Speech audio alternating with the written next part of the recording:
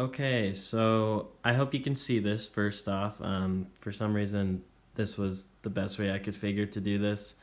Not very good with these videos, but I will be writing my paper, or focusing my paper on House Bill 254, which was labeled the Campus Sexual Violence Reporting, and was sponsored by Rep. Kim Coleman out of West Jordan and State Senator Todd Wheeler. So basically, this bill, I'll just kind of go over the details here. It enacts provisions that prohibit a post-secondary institution from imposing a sanction on a student for violating the institution's code of conduct. So I think in Utah that's pretty obvious what that's probably referring to. Basically that, somewhere like BYU with an honor code could not punish a student for coming forward with allegations of sexual assault or sexual violence. So they would be basically immune from those, which had caused controversy in the past. So that's a good thing, I think. Moving on to the next point there, it enacts provisions that allow a post-secondary institution to report an allegation of sexual violence to an off-campus law enforcement agency. And that's kind of where things started to get controversial for this bill.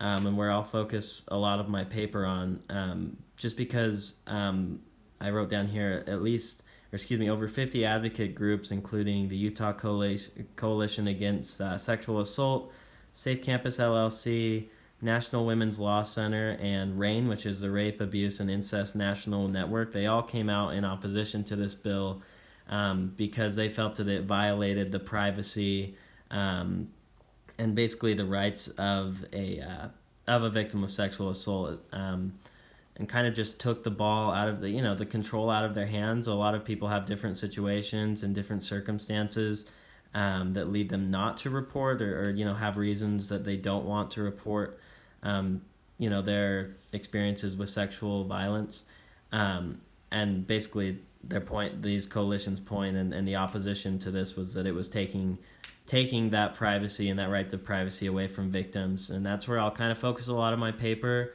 as well as maybe how the bill could have been fixed, and especially the second point here, how that could have been modified to make the bill more likely to pass and better for women who, or anyone, victims of sexual violence. The other side of that is kind of interesting, because you read that and maybe instantly kind of think it's a bad thing, but the rationalization for that went back to a story, or at least was tied to a story from Utah State, where a student had been sexually assaulted and did choose to report to local, to the school itself and then to local law enforcement, only to find out that the person who had committed that crime, that act of sexual violence, had done it, on multiple other occasions. Excuse me, but the school or the other victims had chosen not to report it to law enforcement. So the rationale was basically, if there is a way for schools to, be able to report that anyways, there's a potential that it could prevent that same person from committing, another crime or another act against someone else. So that was the rationale there, which I think is kind of interesting and definitely has some merit. There's definitely something to talk about.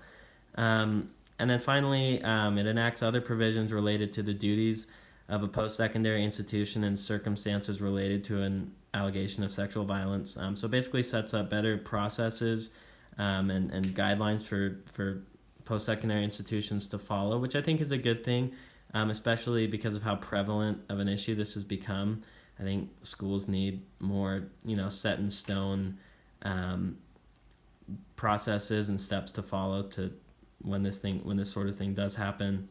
And then finally, it creates criminal offenses related to retaliation against an alleged victim of or witness to an act of sexual violence. So that the bill passed in the House 41-33, but died in committee in the Senate. So that's kind of the rundown, and that's what I'll be writing my paper on.